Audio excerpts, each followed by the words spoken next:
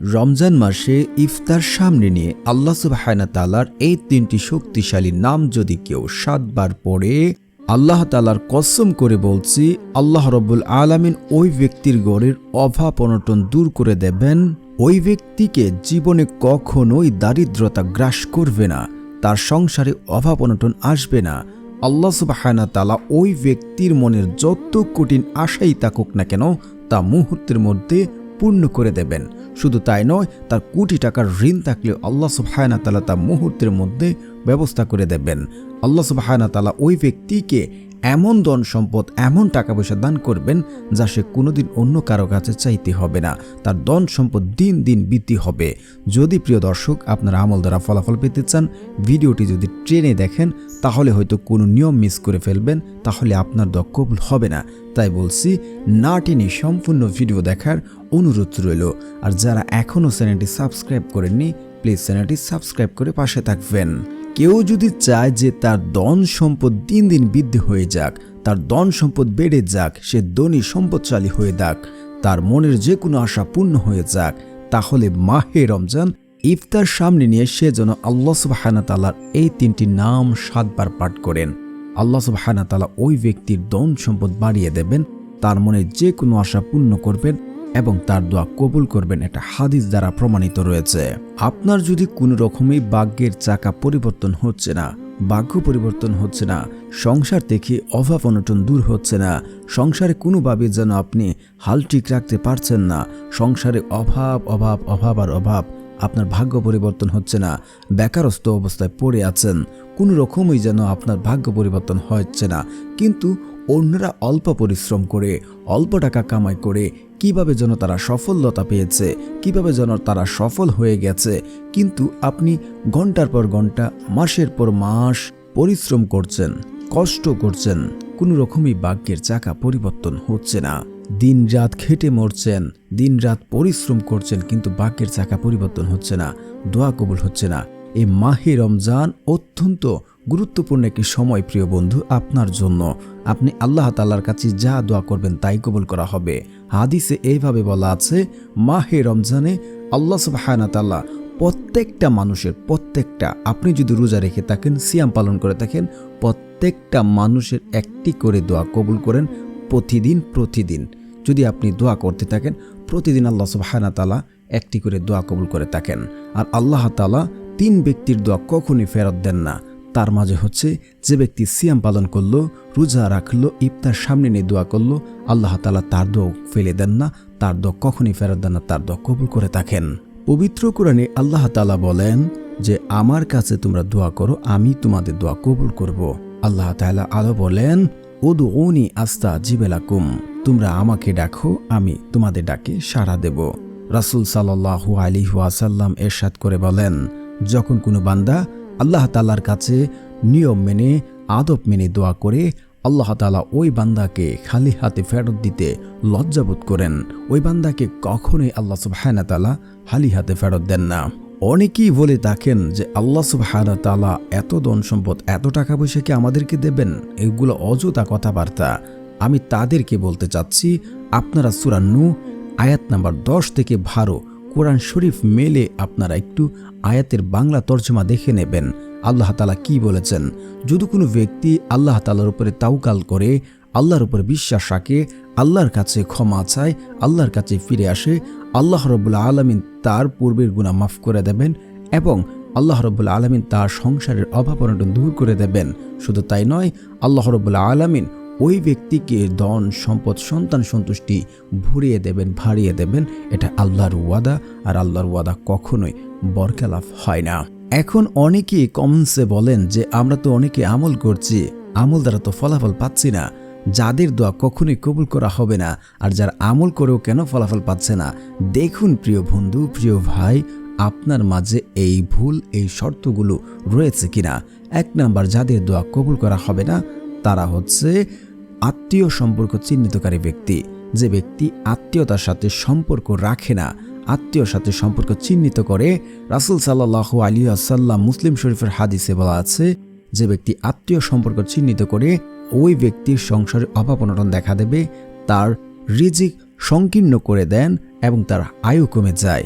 তো আত্মীয় সম্পর্ক যারা চিহ্নিত করেছেন, আত্মীয় সম্পর্ক রাখতে চান না, তারা এই কাজটি করবেন না। আত্মীয় সম্পর্ক ভালো রাখবেন, দোয়া করবেন, ইনশাআল্লাহ কাজে আসবে। যাদের দোয়া কাজে আসছে না, ফলাফল পাচ্ছে না, দেখুন আপনার মাঝে এই সমস্যা রয়েছে কিনা। তারপরে যে কাজটা, তা হচ্ছে হারাম খাবার খাওয়া। আমরা বর্তমান সময়ে অনেকেই বলতে পারি না যে কোনটা হারাম কোনটা হালাল, খেয়ে আমাদের পেট নষ্ট হয়ে গেছে। তাই তো আমরা দোয়া করছি, আল্লাহ তাআলা এইভাবে বলেছেন দেবেন, কিন্তু আমরা কেন পাচ্ছি না? তা হচ্ছে আমরা হারাম খাবার খাওয়ার কারণে। যে ব্যক্তি হারাম খাবে, আল্লাহ তাআলা তার দোয়া কবুল করবে না, কারণ হারাম দ্বারা গঠিত শরীর জান্নাতে প্রবেশ করবে না। আল্লাহ তাআলা পবিত্র, তিনি পবিত্রতা পছন্দ করেন। তৃতীয়ত হচ্ছে, এই ভুলটা সবাই করেন যে কেন তাড়াহুড়া করেন। আপনি আমল করেছেন, দোয়া করেছেন, তাড়াহুড়া। এই তাড়াহুড়ার কারণে আপনি কমেন্টে বলেন যে আমি তো আমল করলাম, আমার দোয়া তো কবুল হচ্ছে না, আমি তো ফলাফল পাচ্ছি না। বন্দার দোয়া ততক্ষণ পর্যন্ত কবুল করা হয় যতক্ষণ সে বলে যে আমার দোয়া তো আল্লাহ কবুল করলো না, আমি তো ফলাফল পেলাম না। এই কথা বললে তার দোয়া কবুল করা হয় না। এই তো আপনি তাড়াহুড়া করছেন বিদায় কমেন্টস করছেন, ফলাফল পাচ্ছি না, কাজ হচ্ছে না, কারণ আপনি আমল করেছেন, দোয়া করেছেন, দোয়া কখনোই বিফলে যাবে না। আল্লাহ তাআলার কাছে দোয়া করেছেন নিয়ম মেনে, শর্ত মেনে, তিনটা থেকে যে কোনো একটা হবে। এক, আপনি যা চাচ্ছেন, টাকা পয়সা ধন দৌলত যা চাচ্ছেন আল্লাহ তাআলার কাছে, আল্লাহ রাব্বুল আলামিন তার সাথে সাথে দিয়ে দেবেন। নয়তোবা আপনার জীবনে এত বড় কোনো সমস্যা হতো, আপনি অ্যাক্সিডেন্ট হতেন, আপনার স্ত্রীর সমস্যা হতো, সন্তানের সমস্যা হতো, এই সমস্যা আল্লাহ সুবহানাহু ওয়া তাআলা এই দোয়ার বদলতে দূর করে দেন। নয়তোবা আপনি আখিরাতের জন্য আপনার জন্য আল্লাহ তাআলা রেখে দেন, আপনি জাহান্নামী হতেন, আল্লাহ সুবহানাহু ওয়া তাআলা দোয়ার বদলে আপনাকে জান্নাত দেবেন। তাই বলছি, দোয়া কখনোই বিফলে যায় না, তিনটা থেকে যে কোনো একটা হবে। ইয়াকিন এবং বিশ্বাসকে আপনাকে দোয়া করতে হবে। তো সর্বশেষ হচ্ছে, যে ব্যক্তি আমল দ্বারা ফলাফল পায় না, তা হচ্ছে আমল করছে, পুনরায় পাপ কাজ করছে, তার দোয়া কবুল করা হয় না। এখন কথা হচ্ছে, এগুলো আমরা করব না। এখন আমরা কিভাবে আমলটি করব? আমরা এই নিয়মগুলো মানব। আমলটি করার জন্য সর্বপ্রথম আপনাকে ইফতার সামনে রেখে আপনি এর আগে উজু করে আসবেন। উজু করে এসে ইফতারের সামনে বসবেন। বসে আপনার মনটাকে স্থির করবেন, ইয়াকিন এবং বিশ্বাস রাখবেন। এই বিশ্বাসটাই অনেকে করতে পারে না, যে আল্লাহ তাআলা কি আমাকে এত ধন সম্পদ দেবেন, এত টাকা পয়সা দেবেন। এগুলো অযথা কথাবার্তা। তাই আপনাকে বলছি, আপনি সূরা নূহ আয়াত নাম্বার 10 থেকে 12টা একটু যাচাই করে দেখবেন, যে আল্লাহ তাআলার কাছে তওবা করলে, ফিরে আসলে আল্লাহ তাআলা ওই ব্যক্তির ধন সম্পদ বাড়িয়ে দেন। আর যদি আপনি ইয়াকিন এবং বিশ্বাস রেখে আমল করতে পারেন, আপনি যে নিজে কনফার্ম হতে পারেন আমার দোয়া কবুল হবে, আল্লাহ আমাকে দেবেন, আমার মন বলছে 100% আমার দোয়া কবুল হয়েছে, আমি আল্লাহর কসম করে বলছি আপনার দোয়া কবুল হবে এবং আপনি যা চান তা পাবেন। এখন আপনি ইয়াকিন এবং বিশ্বাসও করলেন, এখন আপনি কিভাবে আমলটি করবেন? তো ইফতার সামনে নিয়ে উজু করে বসলেন এবং ইয়াকিন এবং বিশ্বাসও রাখলেন।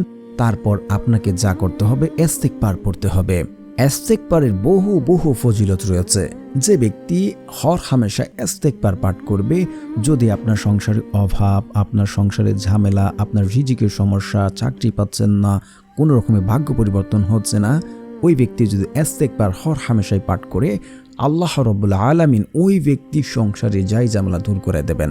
শুধু তাই নয়, ওই ব্যক্তি যদি কঠিন থেকে কঠিন বিপদে পড়ে, যে বিপদ থেকে উদ্ধার হওয়ার জন্য সে কোনো পথ খুঁজে পাচ্ছে না, আল্লাহ তাআলা ওই ব্যক্তিকে ওই সকল বিপদ আপদ থেকে উদ্ধার হওয়ার জন্য কুদরতিভাবে পথ দেখিয়ে দেন। সুবহানাল্লাহ। শুধু তাই নয়, আল্লাহ রাব্বুল আলামিন ওই ব্যক্তিকে এমন জায়গা থেকে, যেখানে সে কোনোদিন চিন্তা করেনি, কল্পনা করেনি, এমন জায়গা থেকে আল্লাহ সুবহানাহু ওয়া তাআলা তাকে ধন সম্পদ, রিজিকের ব্যবস্থা করে দেবেন। তাই আপনারা 100 বার ইস্তিগফার পড়বেন। আস্তাগফিরুল্লাহ, আস্তাগফিরুল্লাহ, আস্তাগফিরুল্লাহ। আস্তাগফিরুল্লাহ পড়বেন না, আস্তাগফিরুল্লাহ পড়বেন। তারপর আপনারা 3 বার দুরূদ শরীফ পড়ে নেবেন। কারণ হচ্ছে, দুরূদবিহীন দোয়া কবুল করা হয় না, সেটা আসমানে গিয়ে ঝুলন্ত অবস্থায় থাকে। রাসূল সাল্লাল্লাহু আলাইহি ওয়াসাল্লামের উপরে যদি কেউ দুরূদ না পড়ে, তার দোয়া কবুল করা হবে না, সেটা আসমানে গিয়ে ঝুলন্ত অবস্থায় থাকবে। তো যারা পারেন না, আমার সাথে সাথে পড়ে নিন, এবং যারা পারেন আপনারা পড়ে নেবেন, এবং শুনলে হয়ে যাবে ইনশাআল্লাহ। আল্লাহুম্মা সাল্লি আলা মুহাম্মাদিউ ওয়া আলা আলি মুহাম্মাদ কামা সাল্লাইতা আলা ইব্রাহিম ওয়া আলা আলি ইব্রাহিম ইন্নাকা হামিদুম মাজিদ। আল্লাহুম্মা বারিক আলা মুহাম্মাদিউ ওয়া আলা আলি মুহাম্মাদ কামা বারাকতা আলা ইব্রাহিম ওয়া আলা আলি ইব্রাহিম ইন্নাকা হামিদুম মাজিদ। তারপর আপনারা একবার সূরা ফাতিহা পড়ে নেবেন। বিসমিল্লাহির রহমানির রহিম, আলহামদুলিল্লাহি রাব্বিল আলামিন, আর রহমানির রহিম, মালিকি ইয়াউমিদ্দিন, ইয়াকা না'বুদু ওয়া ইয়াকা নাস্তাঈন, ইহদিনাস সিরাতাল মুস্তাকিম, সিরাতাল লাযীনা আন'আমতা আলাইহিম গায়রিল মাগদুবি আলাইহিম ওয়ালাদ-দাল্লিন, আমিন। তারপর আপনারা 10 বার সূরা ইখলাস পড়বেন। বিসমিল্লাহির রহমানির রহিম, কুল হুয়াল্লাহু আহাদ, আল্লাহুস সামাদ, লাম ইয়ালিদ ওয়া লাম ইউলাদ ওয়া লাম ইয়াকুল লাহু কুফুয়ান আহাদ। তারপর আপনারা এই দোয়াটি পড়ে নেবেন 3 বার। আল্লাহুম্মা কফিনি বিহালালিকা ওয়ান হারামিকা ওয়া আগনিনি বিফাদলিকা আম্মান সিওয়াক। আপনার যদি কোটি কোটি টাকার ঋণও থাকে, আল্লাহ সুবহানাহু ওয়া তাআলা সেই ঋণ পরিশোধ করার ব্যবস্থা করে দেবেন। তো প্রিয় বন্ধুরা, তারপর আপনারা আল্লাহ সুবহানাহু ওয়া তাআলার এই 3টি নাম আপনারা 7 বার পড়বেন। তো প্রিয় দর্শক, যারা আমার চ্যানেলটি সাবস্ক্রাইব করবেন তাদেরও মনের আশা পূর্ণ করা হবে, কারণ যাদের মন ভালো তারা অন্যদেরকে সহযোগিতা করেন, আল্লাহ তাআলা তাদেরও মনের আশা পূর্ণ করে থাকেন। আল্লাহ তাআলার প্রথম শক্তিশালী নামটি হচ্ছে ইয়া হাইয়ু, ইয়া হাইয়ু, ইয়া হাইয়ু। তারপর আপনারা পড়বেন ইয়া কাইয়ুম, ইয়া কাইয়ুম, ইয়া কাইয়ুম। তারপর আপনারা পড়বেন ইয়া মুজিবু, ইয়া মুজিবু, ইয়া মুজিবু। ইয়া মুজিবু যে ব্যক্তি পড়বে, আল্লাহ সুবহানাহু ওয়া তাআলা ধন সম্পদ বাড়িয়ে দেবেন। ইনশাআল্লাহ একিন এবং বিশ্বাসে আমলটি করুন, ইনশাআল্লাহ আপনারা ফলাফল পাবেন।